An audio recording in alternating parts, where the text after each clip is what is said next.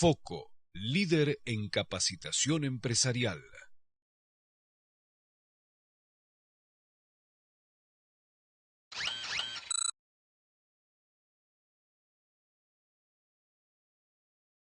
Hola, ¿cómo están? Bienvenidos a un nuevo programa de Humanos con Recursos, la primera serie de la televisión argentina dedicada exclusivamente a los temas más importantes del área de los recursos humanos.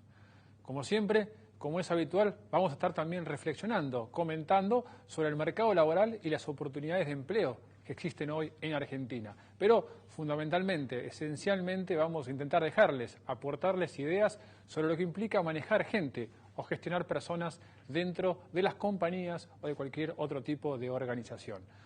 Bien, en el programa de hoy vamos a hablar de las relaciones laborales, uno de los temas más calientes, literalmente, que se hay en Argentina hoy y también en toda América Latina. Uno de los temas que seguramente está marcado en rojo en la agenda de cualquier gerente general hoy en día. Es importante distinguir que cuando hablamos de relaciones laborales no estamos hablando únicamente de aquellas que se dan con el personal dentro de convenio, agrupados en gremios o en sindicatos. Lo más correcto sería pensar las mismas como todas aquellas vinculaciones que sean internamente con todos los niveles de la organización, con los gerentes, con los directores, con los jefes, con un analista, y externamente también con la comunidad y el resto de la sociedad. Ahora, ¿cómo se mide la temperatura de esas relaciones laborales? ¿Son la encuesta de clima la respuesta a eso? Y por último, y más estratégico, ¿cómo hago desde mi compañía para construir y sostener relaciones laborales saludables, fluidas y de largo plazo? Los invito a conversar con nuestros invitados para conocer más sobre las relaciones laborales.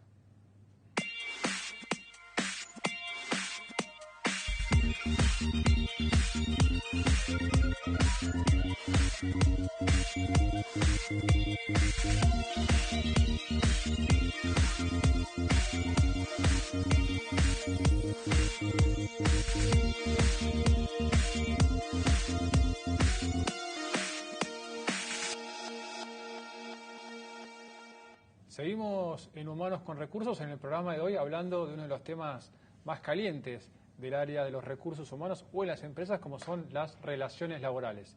Para eso estamos hoy con, por un lado, Mirela Garelli, que es directora de Recursos Humanos para Cono Sur de Reckitt Benckiser, y también nos acompaña Sergio Faraudo, que es director de Recursos Humanos para América Latina de PSA Peugeot Citroën. Gracias, Mirela, Sergio. Un placer. Por estar con nosotros hoy para uno de los temas que está sin duda en la agenda de todo gerente general hoy en Argentina y también en América Latina. Como hablábamos en la introducción, me gustaría tal vez comenzar con una mirada un poco más amplia y preguntarte, Mirela, ¿qué se entiende por relaciones laborales en una empresa? Relaciones laborales en general se entiende muy relacionado con el sindicalismo, con la relación con el gremio, pero va mucho más allá de eso, porque son los vínculos entre los trabajadores y la compañía, y pueden ser de dos tipos de vínculos: los individuales, que es el relación empleado-empleador en forma individual, y los colectivos, que ahí sí entra la representación del sindicato de los trabajadores convencionales. Así que a eso nos referimos cuando hablamos de relaciones laborales. En general es el vínculo con los trabajadores de la organización. Ahora, ese vínculo, como bien decías vos, está naturalmente, últimamente en Argentina, muy reducido al gremio. Pero ahora, es igualmente importante, ¿no, Sergio, el vínculo que puede tener un gerente con un jefe, el día a día, cómo se construye eso, ¿no? Absolutamente. A través del tiempo fue evolucionando la función de recursos humanos, pero también el sentido de la relación del trabajo en el conjunto de la organización, para intentar que esta dualidad de mirar lo colectivo y mirar lo individual vayan de la mano. Y más que trabajar sobre una determinada conflictividad, que era lo que clásicamente se consideraba que debía ser la función, ¿no?, típica de las relaciones laborales, hay una mirada más sobre las personas, el conjunto de interacciones que se desarrollan entre sí y sobre el clima en sí mismo. Y todo esto es un conjunto en donde, en definitiva, desde el métier de relaciones laborales debe tenerse esta perspectiva integral, siempre con esta mirada de aporte al negocio, aporte al resultado final de la empresa. Entonces podemos pensar que el clima, ¿no?, esa temperatura que se vive en la empresa, es una forma de nosotros conocer cómo estamos en relaciones laborales, ¿no? Exactamente, es una de las formas, como vos decías al principio, el vínculo entre gerente y colaborador, el nivel de liderazgo y de involucramiento que tenga la línea con la gente, ya sea con un operario, con un analista o los otros jefes en todas las áreas, es lo que decía Sergio también, de una mirada integral y de trabajar en pos del negocio en forma conjunta. No son veredas opuestas, no tenemos uno un objetivo y otro, todos trabajamos en la misma compañía. Y la idea es construir un vínculo de confianza y de transparencia con diálogo para evitar la conflictividad en todo sentido y también hablando con los líderes y con la línea para que tomen ese rol, porque recursos humanos solo no lo puede hacer, es un facilitador para que eso pueda llevarse adelante.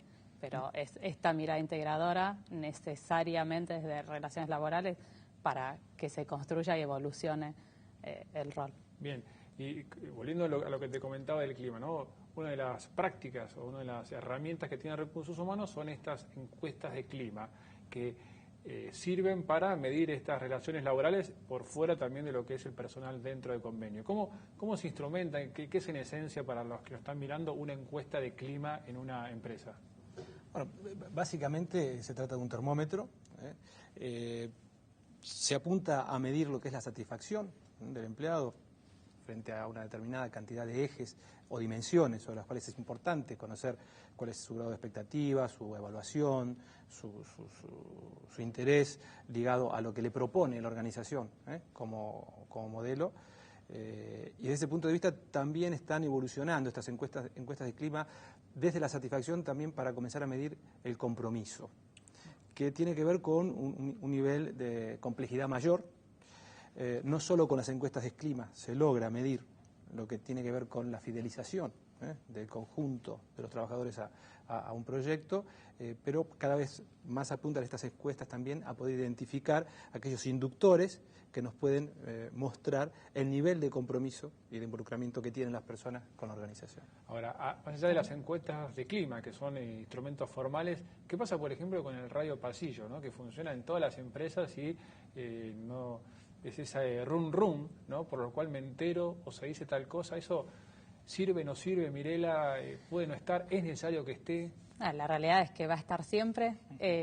Los canales formales e informales existen en toda organización y debe el canal formal estar súper legitimado. Lo importante es tener el nivel de compromiso como compañía de adelantarse a ese radio pasillo si es que sabemos que se va a poder generar y comunicarlo formalmente antes de que suceda, y si no se puede evitar porque surge antes de que la compañía formalmente lo pueda comunicar, hacer las comunicaciones necesarias interárea o donde corresponda para bajar el nivel de incertidumbre y tratar de soslayar ese radio pasillo.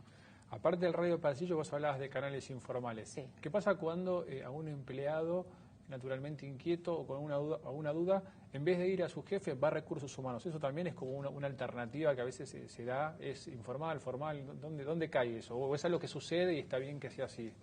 A ver, hoy por hoy el grado de reclamo, el grado de inclusive de saturación que pueden tener las personas frente a determinadas circunstancias, hacen que ya la sociedad a sí misma se dote de distintos elementos o herramientas para ir y plantear una situación dada. En las organizaciones pasa lo mismo. En definitiva, más allá de informalidad o formalidad, lo importante es que exista la posibilidad de canalizar una determinada problemática. En el caso de grandes empresas ya existen hoy los llamados canales éticos o los números telefónicos confidenciales, que inclusive son gestionados externamente a la organización, que también permiten desde otro lugar, a veces hasta desde el anonimato, también abrir una brecha o una posibilidad concreta que se suma a la propia posición de recursos humanos, como escucha, el propio manager, que debiera ser el primero en poder identificar qué es lo que está pasando en su equipo, y así en realidad todos aportan a darle espacio al feedback interactivo de personas y organización. De todas maneras, eso que decías, Matías, tiene mucho que ver, o sea, la cantidad de gente que viene o no a recursos humanos. Si está legitimado el área, está buenísimo que vengan, pero como decía Sergio, el primero debería ser el manager y nosotros abogamos por eso. O sea, ¿lo mandás de vuelta? No lo mandamos de vuelta, no, porque si vino por algo será, o no tuvo respuesta en su lugar de trabajo, por supuesto que escuchamos, y después digo, es un termómetro más como la encuesta de clima, o que puede ser una evaluación 360, o las entrevistas de salida, sobre ese vínculo entre esos colaboradores y ese manager.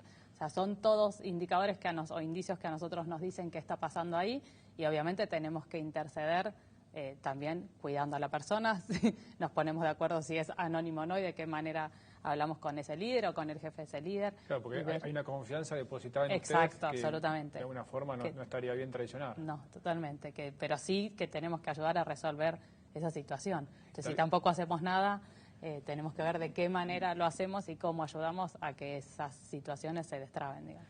Y tal vez también de alguna manera te habla del líder, ¿no? Porque si exacto. Esa persona no puede canalizar sus dudas, sus inquietudes con su superior, algo pasa. Algo está pasando. Y en eso algo que está pasando, tomo algo que ustedes fueron tal vez sobrevolando, que es el tema de la comunicación, ¿no? Estamos hablando de relaciones laborales que sean dentro de los empleados de una compañía, y me gustaría un poco entender qué lugar juega y cuáles son las prácticas o el rol de recursos humanos en pos de, imagino, hacer de la comunicación algo que sea natural, fluido, transparente, y no sé si siempre se logra, ¿no? Bueno, la evolución de lo que sería la organización propia de comunicación dentro de empresas ha ido teniendo distintas etapas, a veces integrada a la comunicación interna al área de recursos humanos, en otros casos mucho más pegada al área de relaciones institucionales o comunicación externa. Independientemente de su lugar, el rol que juega es absolutamente indispensable. Desde ese punto de vista, la comunicación es un vehiculizador potente de los mensajes claves que la organización quiere dejar trascender y también, a su vez, recibir. Yendo más a lo que es relaciones laborales, y tal vez nos permite meternos en esta otra cara de la moneda de relaciones laborales que tiene que ver con la relación con los sindicatos, la comunicación también juega un rol indispensable. A ver, ¿cómo sería? Desde el punto de vista de que la única posibilidad de construir un diálogo constructivo, cooperativo, en un tiempo dado, pasa primero por un rol, primero un deber, pero un rol de comunicación sistemática, organizada, que dé transparencia a la situación en la que la empresa está, que dé transparencia a las posibilidades de dificultades que se avisoran, que dé posibilidad de tener visibilidad a los líderes sindicales, a los representantes sindicales, y entonces la comunicación se transforma en un espacio común de diagnóstico compartido. No hay posibilidades de desarrollar luego una visión compartida si primero no hay un diagnóstico con elementos fácticos que permitan ver la realidad desde un mismo lugar. Y ahora, en ese proceso de comunicación, esto es tal vez de la facultad, tiene que haber dos partes, ¿no? Yo puedo pensar que quiero comunicarme con vos, pero tal vez si del otro lado no tengo ese receptor, ¿no? También puede... Yo estoy absolutamente de acuerdo con lo que acaba de decir Sergio, porque eso es lo que va a generar el vínculo de confianza. O sea, uno sin un diálogo honesto, abierto, transparente, difícilmente y que lleve a la práctica en hechos concretos ese diálogo, que realmente nos demostremos fácticamente que las cosas que decimos empiezan a suceder y escuchamos y llevamos a la práctica lo que estamos escuchando de los dos lados, es lo que va a construir esa confianza necesaria para anticiparnos, para trabajar en conjunto, para no estar de dos veredas opuestas. Es absolutamente indispensable la comunicación y desde el punto de vista de la negociación que se habla siempre con el sindicato, pensar en ganar-ganar para empleados y compañía, el interés genuino en la gente que trabaja con nosotros y en tratar de llegar a un acuerdo entendiendo que la compañía es un negocio y nosotros entendiendo que trabajamos con gente. Y ahora, sí, dale, Sergio. Me gustaría compartir en este sentido la experiencia que tuve en términos de relación sindical en España, en el grupo para una fábrica significativa, en la cual la representación sindical estaba diversificada en 4 grandes sindicatos. Allí la posibilidad de elección permite que en función de los votos estén los representantes sindicales compartiendo el comité de empresa. Entonces tenía desde los nacionalistas galegos hasta los de derecha, semiderecha, independientes, socialistas de izquierda y comunistas de extrema izquierda, cada uno de ellos con su ideología, su impronta y su historia dentro de la organización. Entonces, inicialmente nosotros acostumbrados aquí a esta cuestión más monolítica que uno negocia con un solo sindicato, que es el representante cuasi único del conjunto de los empleados, inicialmente me sorprendió y me preocupó de qué manera podía darse esta interacción y hasta dónde poder lograr una síntesis de esta visión. Entonces traigo un elemento que es normativo y es, desde el punto de vista de la ley española, hay una obligatoriedad que está puesta en la empresa y no en el sindicato, de generar una ritualización durante el año de los encuentros. Esto nos obligaba en forma sistemática, todas las semanas, a tener el comité de empresa con la totalidad de los representantes de estos 4 sindicatos y la parte empresa. Teníamos entonces 4 encuentros por mes, más todos los encuentros de las distintas comisiones que por ley debían existir. Esto que en definitiva es un concepto de regulación externa, porque te lo impone la ley, te ayuda en la género, comunicación, claro. y por eso lo traigo como una muy buena práctica, esta posibilidad de generar, de desarrollar un diálogo que se va dando a través del tiempo, una realidad de la empresa que no es una foto de cuando me siento una vez al año a negociar mi paritaria anual, sino que es un intercambio hasta de personas que comienzan a conocerse desde otro lugar, y que entonces en ese ámbito de trabajo constante y permanente durante el año, evidentemente es otra ya la postura que tienen las personas de cara a las situaciones que pueden llegar a ser conflictivas. Aparte es la forma, nosotros hacemos también reuniones semanales, que las fuimos poniendo como empresa, pues nos parece el mejor canal de comunicación. Ellos son los que están más cerca de la operación con los operarios y los representantes y los que tienen las inquietudes de la gente, y hace que se genere este ir y venir y que se sientan parte. Yo lo que digo es, todo lo que tiene que ver con relaciones laborales, cualquier persona que trabaje en la empresa debe pasar por el tamiz de qué van a pensar y cómo va a actuar el sindicato si tiene que ver con los trabajadores, desde un gerente de mantenimiento, ni hablar de gerente de planta o un gerente de logística. Entonces, este espacio de comunicación y de confianza, de cotidianidad, de no una vez al año o cada vez que va a surgir un conflicto, hace que uno esté mucho más anticipado, con otro vínculo de confianza y ya previendo qué va a pasar o cómo se va a poder actuar ante tal circunstancia. Bien, ¿y qué sería entonces, desde ese lugar, o sea, está clara que la comunicación es la forma, es el medio para trabajar estas relaciones laborales de manera saludable? Ahora, ¿quién es el responsable en la empresa de ese proceso? Digo, ¿es el gerente general, es el director de recursos humanos, en este caso ustedes, es el gerente de planta, es el supervisor de planta? ¿Pueden ser todos? ¿Es mejor que sea uno que otro? A ver, cada empresa identifica, define un conjunto de valores, un conjunto de principios, a partir de los cuales establece políticas de intervención en las distintas dimensiones en las cuales se integra su negocio. En empresas como la nuestra, por ejemplo, ya hay un marco de un acuerdo mundial de responsabilidad social que nos define una manera, una modalidad de interacción, en este caso con los sindicatos, con lo cual ya hay una pauta dada genérica. Y esa pauta dada genérica implica que cada uno de los problemas deben ser tratados en el lugar donde se generan. Cuanto más cerca del lugar en donde se generó el conflicto eso comienza a tratarse, mayor nivel de resolución habrá. Claro, pues yo imagino que un gerente general no puede ir todas las semanas a reunirse con el sindicato, porque también, no porque no lo pueda hacer porque sea el gerente general, sino porque tal vez de alguna forma agota una instancia. Desgasta, sí. ¿No? De una decisión. No, perdón, tal vez en ese caso no es la persona más apropiada para poder resolver esa situación, porque la persona más apropiada es el supervisor con el delegado de la línea, que entre ambos van a poder resolver esa situación, que luego escala y genera exponencialmente una situación de dificultad. Otro elemento que me parece que es relevante, y de nuevo lo pongo en la empresa, hay un rol pedagógico fuerte a hacer, en el sentido que en la relación empresa-sindicato se da, si tomáramos la teoría de juego, esta situación de partidas sucesivas. Vos estás frente a un adversario, pero con el que estás obligado a seguir jugando todo el tiempo. Claro, nunca termina el juego. Esa situación de partidas sucesivas te obliga a respetar y a proteger la legitimidad que el otro tiene. Claro. Porque si no te quedás sin con quién jugar. Claro, no es un juego de suma cero. O sea, ¿no? Absolutamente. Es una necesidad mutua. Entonces, claro, de las dos partes. Es una necesidad. Desde ese punto de vista, es importante integrar esta visión en la otra parte y tratar de comprender que códigos, valores compartidos, aún con intereses opuestos. Sí, y a partir de ahí, entonces, trabajar una agenda. Y ese es otro elemento significativo. La agenda de relaciones laborales, ¿dónde se define? Que va en línea con tu pregunta. Recuerda, de verdad, hay temáticas que se definen a nivel del top management, necesariamente, pero muchas otras van en función de sus características y de sus especificidades, definiéndose en todos los niveles de la organización.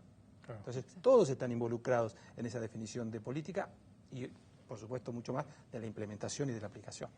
Y deben estar involucrados desde el nivel ya de compromiso y de vínculo. Vos nombrabas, por supuesto, el gerente de planta o el director del área industrial, tiene que estar súper involucrado, pero el supervisor es el que tiene el diálogo cotidiano con la gente y el que dice de qué manera trabajar o cómo trabajar, o le da una devolución de desempeño. Y, por supuesto, esa persona, ese rol de supervisor, tiene que tener un vínculo con los representantes gremiales y tiene que saber cómo manejar esa situación. Y ahí se agrega otra capacidad u otra habilidad, que es la negociación. Exacto. Hablamos de la comunicación, pero me parece que la negociación es, digamos, una habilidad que tiene que estar innata en cualquier persona, no solo para resolver un conflicto puntual con el sindicato, uno está negociando todo el tiempo, ¿no? Exacto. Entonces, eso me parece que también debe estar jugando en, como decíamos, la relación laboral en un jefe con un analista que le reporta, ¿no? Y la pregunta es, ¿esa habilidad de negociación la tienen todos? A veces no la tienen, y cuando no la tienen, ¿qué hacen ustedes como compañía? Porque diciendo, mira, no, esta persona no negocia, se enoja y da un portazo y se va. Y mucho coaching, mucha charla. Ahí muchas veces lo que se genera depende del vínculo, pero han venido las dos partes a hablar a recursos humanos. O sea, con esta persona no se puede hablar. Claro, colaborador y jefe, y el otro dice lo mismo, con esta persona no se puede hablar. Entonces son los dos en donde falla la química, claro, o la forma de diálogo, y se trabaja de todos, desde hacerlo internamente y que quede en el área hablando con cada uno, o distintas personas del área que ayuden a interactuar con ellos, hasta un coach externo, o muchas veces son programas ad hoc armados de liderazgo, de negociación, no un curso enlatado, digamos, pero sí que tengan que ver con las necesidades puntuales de esa persona o de ese grupo colectivo, si es más de uno, identificando bien cuáles son las necesidades y a qué se apunta. Nosotros ahora estamos trabajando con una coach, con una persona y su equipo puntualmente. Empezamos con la persona en particular. Bien. Y se trabaja, obviamente, con un sentido de equipo y de que esa negociación uno a uno mejore, llegue a buen puerto. Sí. Me interesa, tal vez, Sergio, tu opinión sobre lo que tiene que ver con qué pasa en la región de América Latina. Vos tenés responsabilidad no solo sobre Argentina, creo que también sobre Brasil, y aparte tuviste experiencia también por Europa, digamos. Tenés una mirada bastante amplia. ¿Y cómo se da este fenómeno de estas relaciones laborales en otros países y qué notás vos, tal vez, como particularidad? Okay. En el caso de Brasil, desde hace un año y medio tengo la responsabilidad sobre las plantas de Brasil, se da un fenómeno interesante, lo hablábamos fuera de cámara con Mirela, tiene que ver con esto de que el sindicato no necesariamente tiene una representación activa dentro de la organización, tiene por supuesto todas sus secuencias territoriales y jurisdicciones y representantes, necesarios e indispensables para el desarrollo de un acuerdo que luego implementará determinada organización del trabajo o pautas salariales, pero dada esa escasa legitimidad interna que tiene, luego tenés que pasar por el tamiz de asambleas en donde el conjunto de los trabajadores deben aprobar ese acuerdo firmado entre sindicato y empresa.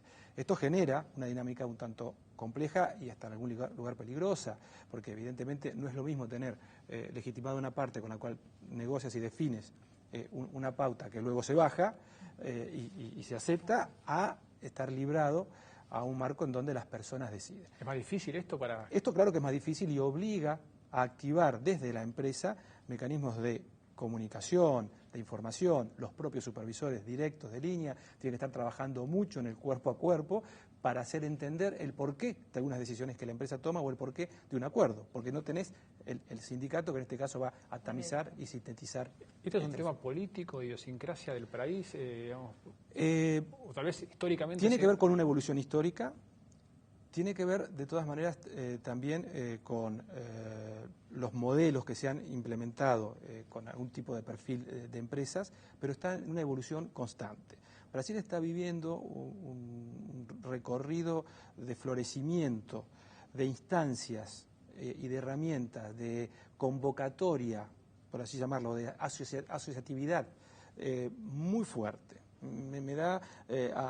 Siento como lo que viví en el 2009-2010 en España, con todo el florecimiento de los movimientos que buscaban darle representatividad a la voz de la comunidad, a la voz de la sociedad. Esto está empezando a aparecer y se está metiendo en las organizaciones, por lo menos se está empezando a ver en Brasil, y genera grupos de librepensadores que hacen mucho más difícil y diversifican mucho más el intercambio entre empresa y personas. Habrá que estar atento, sobre todo a aquellos que tienen responsabilidades sobre Brasil. Me interesa la última, tal vez pensando, hablamos cómo prevenir el conflicto, la comunicación, la negociación, pero el conflicto surge, porque a veces puede no funcionar o puede fallar. Digo, cuando el conflicto está instalado, ¿no?, que de alguna forma hay que destrabarlo y ponernos de acuerdo, porque tenemos ejemplos que cuando eso perdura, todos pierden.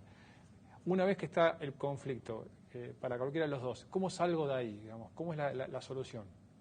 Ahí depende el nivel de conflictividad, a qué grado haya llegado. Esto puede ir desde una charla con la comisión interna y destrabar el conflicto, si tiene que ver con un supervisor o con algo que tenga una posible solución interna, como puede ser algo con el comedor o una situación puntual o una persona. O algo más crítico como una huelga. O algo mucho más crítico que termina con las tres partes, digamos, tripartito de Estado, sindicato y empresa. Bien. Para resolverlo. ¿Cómo se reunimos ahí? Porque ya nos tenemos que ir. ¿Qué sería la clave? ¿Comunicación? Sin lugar a dudas. Y planificación de la Exacto. negociación. Clara planificación de la negociación y haber construido antes la confianza que permita que juntos comiencen a desandar el encuentro de una solución al problema. Entiendo entonces, ya como para ir cerrando, que si llega el conflicto, me parece que hice mal las cosas de antes, tendré que ver cómo salgo, pero comunicación planificada, confianza e ir trabajando esta relación que, como me parece muy importante esto para cerrar, tiene que perdurar siempre, ¿no? Tal vez el error es pensar que, bueno, hoy gané yo y se terminó el mundo y ahí es el problema. Bien, hasta acá llegamos entonces en el programa de hoy con relaciones laborales, como decíamos en el inicio, uno de los temas que más aquejan a cualquier gerente general hoy en Argentina. Como siempre, también los que se quedaron con ganas de revivir este tema u otros del área de los recursos humanos nos pueden seguir en nuestras vías de contactos, en nuestras redes sociales. Estamos en todas de ellas, en Facebook, en LinkedIn, en Twitter y también en YouTube, en nuestra dirección de correo electrónico o en nuestra página web. Y también recuerden que todos los miércoles a partir de las 11 nos pueden escuchar por la radio en FM Millennium 106.7. Chao, hasta la próxima.